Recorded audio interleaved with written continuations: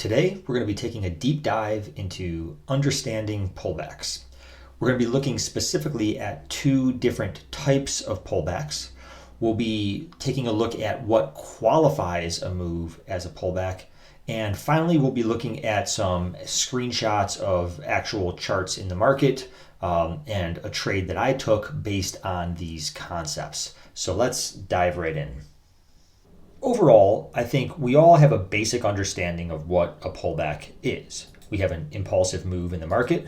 The market then retreats a little bit, but less than the impulsive move, and then continues in the same direction of the original impulse. And we say, aha, that's a pullback. And of course, this is so easy to recognize in hindsight.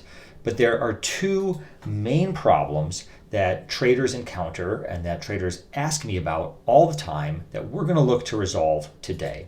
So problem number one is the market has an impulsive move up and then starts to pull back, and we say, is this enough, right? And maybe it starts to move up again and we want to consider buying, only to find that the market fizzles out and drops even lower, stopping us out before finally rallying back up again. And this is, of course, a very frustrating experience for many traders. The second problem that traders often encounter is a market that's had a series of pullbacks, a series of higher highs and higher lows in an uptrend, and then ultimately starts to break structure, and they go, aha, now we're forming a downtrend, and maybe the trader gets short, only to find that the market again rallies right back up, that this was in fact just a pullback in the larger trend, and we got fooled into thinking it was a trend reversal. So we're going to dive in now and take a look at what is going on in these two scenarios and how we can better anticipate these things to keep ourselves on the right side of the trade. So first of all, the reason that I refer to this as the anatomy of a pullback is that for us to understand what's going on with a good pullback, we actually have to look inside of it. We have to look at a lower time frame. Generally, when we're looking for a lower time frame, again, common question that people ask, what time frames to use. You want to look at, multiples of 5 as a good starting point. So for instance, if this was a 1 hour chart, we might be looking at a 15-minute or a 10-minute or maybe even a 5-minute. Again, the multiple of 5 is a starting point, but what we really want to see is just one more layer of detail inside of what's going on here. So if this is just a single impulse, retracement impulse, on the step below, on the lower time frame, the first impulse, we should see a series of waves within that, and then the retracement, again, a series of waves, and then the next impulse, another series of waves, this being the impulse, pullback, impulse that we're seeing right here. So once we have that understanding, we can really understand what makes this a good pullback. How do we know that we should consider buying when we see this start to turn around here, and that it's not just going to be one of these scenarios where it makes it part way and then starts to drop back down, stopping us out again? So here's how we do that. So again, consider this is our higher time frame. Maybe it's a 15-minute chart. So the market has a nice strong impulse up and starts to pull back. Okay, so how do we know if this has pulled back enough, if we should start to look for buys? Here's what we want to do. On our lower time frame, so if this is a 15-minute, perhaps our lower time frame is anything from like a 1 minute to like a 3 minute as a general rule. What we should see is a series of higher lows and higher highs is in that impulsive move up.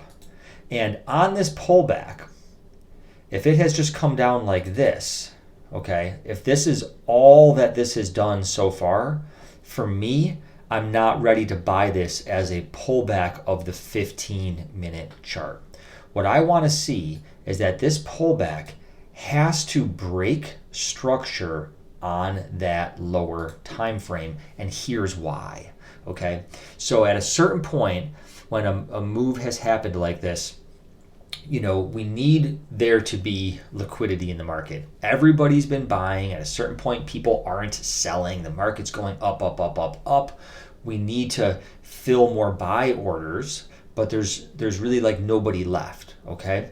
So what happens on this lower time frame is, as this is making these impulsive moves and pullbacks and impulsive moves, is underneath one of these pullbacks, there are generally going to be some collection of stop orders for anybody who has gotten long within here.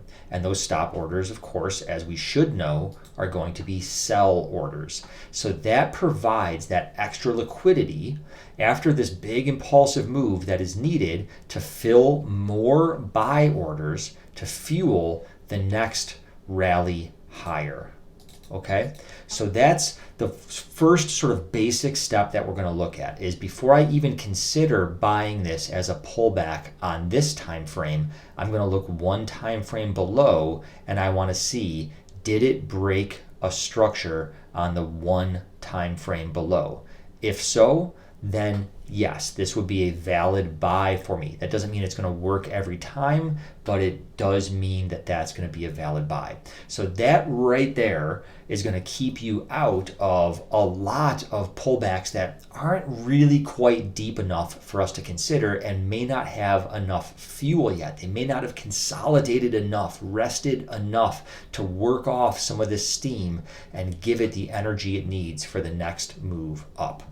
Now, I mentioned in the introduction that we were going to look at two different types of pullbacks, because sometimes what we get is something that is referred to commonly as a two-legged pullback, but you'll also hear it referred to as a complex pullback. And what that looks like is where the market has an impulsive move, pulls back, starts to move up, doesn't make a new high, pulls back again, usually into a new low, before finally moving back up again. And this is tricky for a lot of people because, again, you can get stopped out here, and then some people are hesitant to re-enter, and then they end up missing the move. Now, getting stopped out isn't the end of the world. It's part of trading, and if you do re-enter and your risk reward is good, you should be able to still overall be in the green from this entire trade idea. But if we can anticipate this sometimes, never all the time, but sometimes if we can anticipate this, it can keep us out of this first entry and allow us to just take the higher probability entry down here. Of course, if we only wait for these two-legged pullbacks, the downside of that is we may end up missing a lot of moves because the market a lot of times doesn't do a complex pullback. In fact, most big trends have a mix of simple and complex pullbacks interchanged with one another. So how can we anticipate a complex pullback? So again, in order to do that, we're going to look at a higher time frame, or I should say at multiple time frames, but in this case, we're going to look at the higher time frame. And the reason why is this. So let's say on our trading time frame, we have a very strong impulsive move, and then the market starts to pull back. Okay. Now, maybe I'm trading on a 1 minute time frame, and throughout the course of while I've been watching the market, that 1 minute time frame has shown those internal structures of the 15-minute time frame. But if I look at my 15-minute time frame and the 15-minute time frame has the same just big impulsive move here. So the 15-minute had a huge impulse, and on the 1 minute, that same impulse was just one move. There was no pullbacks on that 1 minute. Then even though you might be seeing this pullback here on the 15 and of course seeing it here on the 1 minute as well, there's been no structure to break here. There's been no liquidity to grab to add more fuel. And what that means is that if I'm trading this 1 minute time frame, there's a higher probability.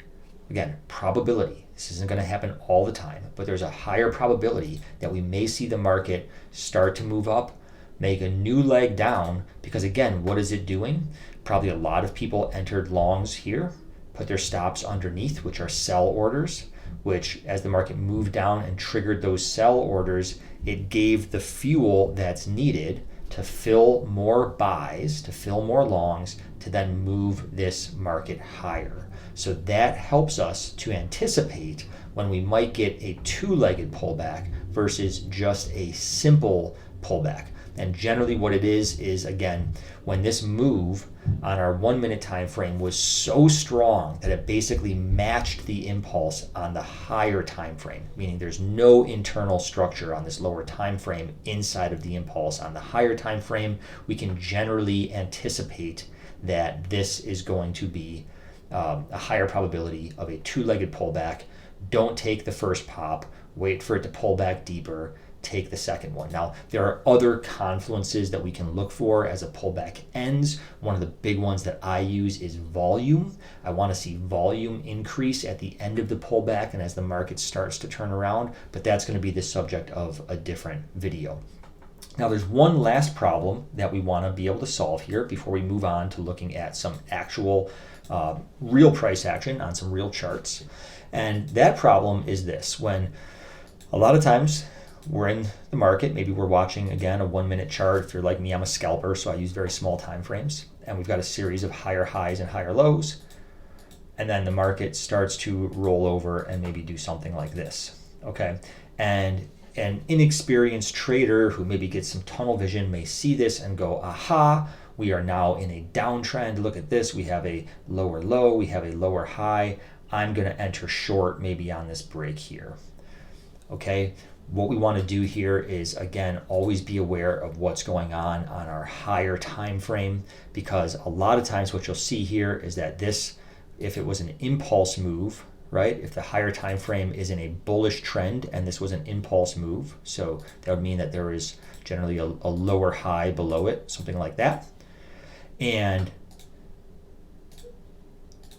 this series of lower lows and lower highs is just a pullback within this higher time frame impulse move. Again, think just one step up. So these waves that we're seeing should just be one clean impulse with no highs or lows on this higher time frame. What's the one step up that gives us that picture? And if that's all I'm seeing here, then I don't want to be fooled in too much to looking for shorts here. Although you might be able to take some really quick short trades, the better move is going to be to wait for the reversal and go long. You're going to get much better risk reward, and overall your profit and loss at the end of the month is going to thank you for that. Because what often happens is, when we're in this on the wrong side, even though we might catch a little move here because we're thinking short, what ends up happening is we miss the bigger move. And then we watch that bigger move happen and we go, that's the one that I should have been in. So really making sure that you're looking at the lower time frame to make sure that this pullback is deep enough, right? So here, this would qualify this to be a good pullback that we can be looking for entries to go back long, but also looking at the higher time frame when we see these kinds of patterns to know, is this just a pullback that's part of this bigger picture, or can I actually anticipate that this might be rolling over into a downtrend? So with all of that said, let's take a look at some actual charts, one of which is a trade that I took today. You're going to see I actually took one entry that got stopped out, and then I re-entered for a much larger move. And of course, because risk reward is good, I ended up green on the whole trade idea with the one loss and the one win. So let's take a look at those screenshots now.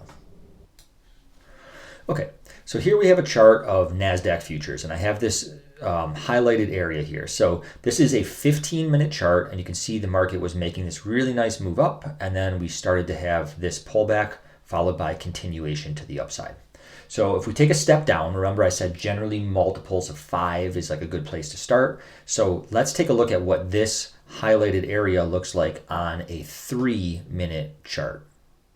So this is the 3-minute chart of the same highlighted area, and I have this yellow line here showing the structure that got broken as we made that larger pullback on the 15-minute chart. And while certainly, there was potential perhaps for some short trades here, if you waited, and notice this is actually just a complex pullback. We had one leg, a pause, and then a second leg down, and notice again the increased volume as the market came down here and rejected. Now, this was market close, so we expect some increased volume anyway, but this particular move actually continued up and took out these highs and went considerably higher. So yes, you could have taken some short trades here, but waiting for the long would have given you much better risk reward and much better trade entry overall, because you're going with that bigger picture trend. So again, just to show you, this is the 15-minute, and you can kind of see that pullback here.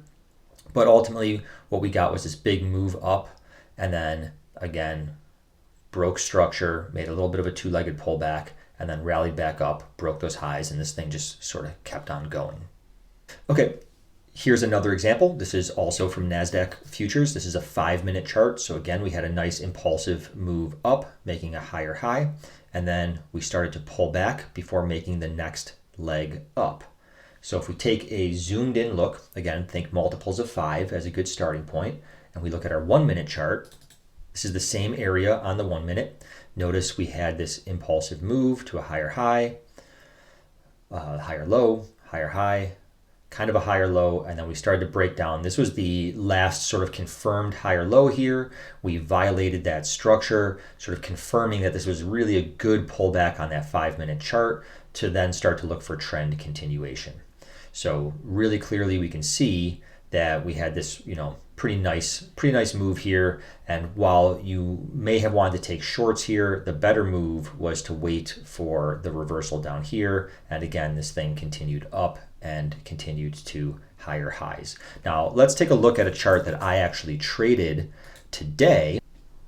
So when I trade, I'm pretty aggressive. This is a 2-minute chart of Nasdaq futures. And so what I want you to see here, this is actually a good example of why I think it's important to understand the nature of a pullback, because we had this impulsive move right here, right, sort of inside this rectangle. And this first red candle here, some people would consider that a pullback, and we did make higher highs. And then as we came back again, we broke that low. And some people might say, oh my gosh, that's a break of structure. This thing's going to roll over. You notice I did have a resistance level here, this sort of darker blue horizontal rectangle. And a lot of people will be looking for shorts here. Personally, I was patiently awaiting longs, and let me show you why. So I want you to really keep in your mind this big sort of bullish candle here, okay? This big bullish candle right here, and you'll see got these large trade bubbles here. And we're going to zoom in now. We're going to take a look at a 30-second chart. Okay, so on our 30-second chart, what do we see? This right here, this leg, is that big bullish candle, okay? These 4 bullish candles right here is that one big bullish candle on that 2-minute chart. And so what we see is that the red candle that followed, that some people might think of as a pullback on that 2-minute chart, did not break any structure on this 30-second chart. So this sort of continued move here and then sort of break down.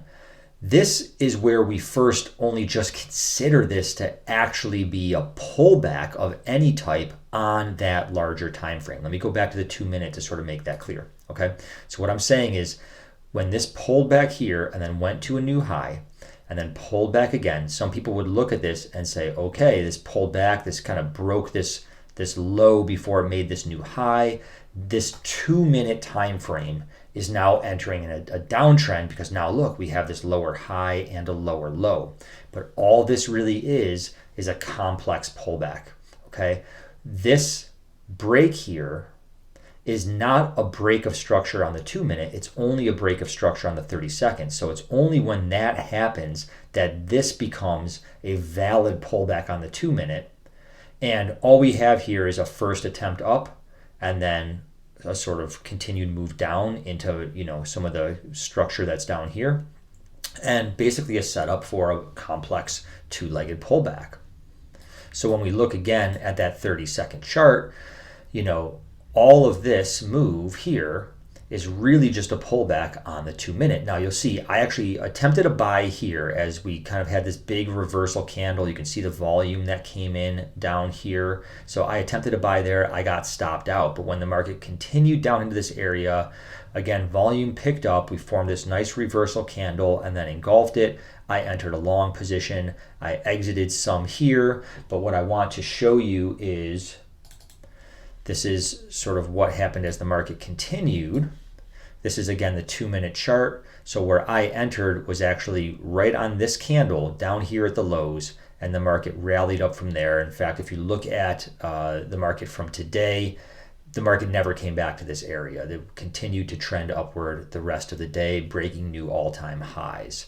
So if I was only thinking short at this point, if I was thinking that this 2-minute had rolled over and that this was becoming a downtrend because of this move, I would not have been anticipating long trades here, and I would have missed that excellent entry to capture a really nice move back up towards these highs. So I hope this is helpful for you guys to continue to understand what you're looking at when you're looking at multiple time frames, to understand, where is the pullback happening? How are these time frames interacting and engaging with each other? And that's going to really help you to stay on the right side of the market and get optimal trade location.